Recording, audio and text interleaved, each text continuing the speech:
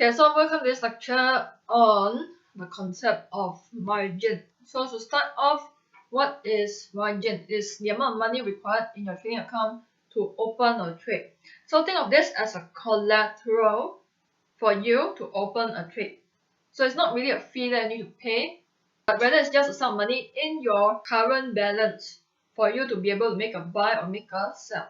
Meaning that when you have too many open trades and all your margin are used up, then you can't open any trade.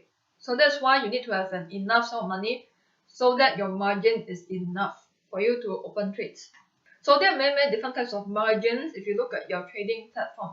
The first one is the free margin, meaning that these are the amount of funds in your current account that are currently not used as a collateral. So let's say you have an open trade right now. You have a part of money that is used as a collateral and you have another part that's not used. So the part that is unused is called the free margin. The part that is currently being used is called the used margin, which is the amount of funds currently set aside to be used as a collateral. Basically, there are two types of margins when you have an open trade. So used margin, some people also call it the required margin or the maintenance margin. So a lot of brokers offer margin trading. So what does margin trading mean? Margin trading is basically you can trade into positions that is larger than your current balance. So your margin would depend on a lot of things, would depend on your leverage, and also depend on your lot size. So I'm going to get into that later on. So another very common term in trading is called the margin call.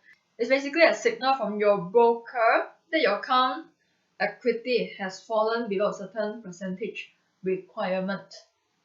So when your broker gives you a margin call, what they are telling you is that you need to add more funds to your trading account. There's no free margin anymore, then this is where you'll get a margin call to top up your account so that you can provide more margin to be used in your account as collateral. So realize this term called account equity. Now what's the difference between equity and your initial capital? Initial capital is the amount of money that you put in, they'll deposit. Your equity is the current balance that you have plus the floating losses or profits, meaning the unrealized profits or losses.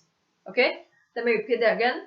Your current balance plus your unrealized or floating profits or losses. That's what I mean by equity.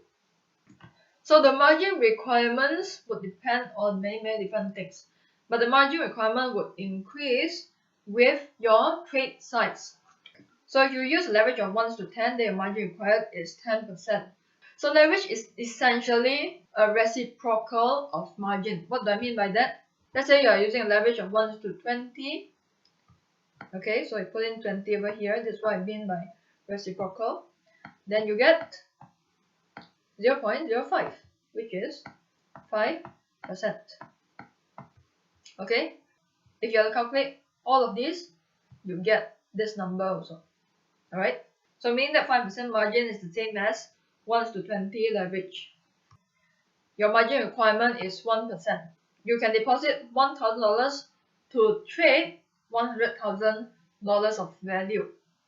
So here's the thing, a lot of people ask me, Karen, is it okay if I start with an account of $50? $50 is okay, but the problem with that is that you're going to have very little margin to be used. And when you over leverage even a little bit on the $100 account, $50 account, it's going to get wiped out really fast and you get margin call really fast. You can start off with $500, which is pretty decent as a beginner. Only when you become more confident, then you add to $1,000, $2,000, $3,000.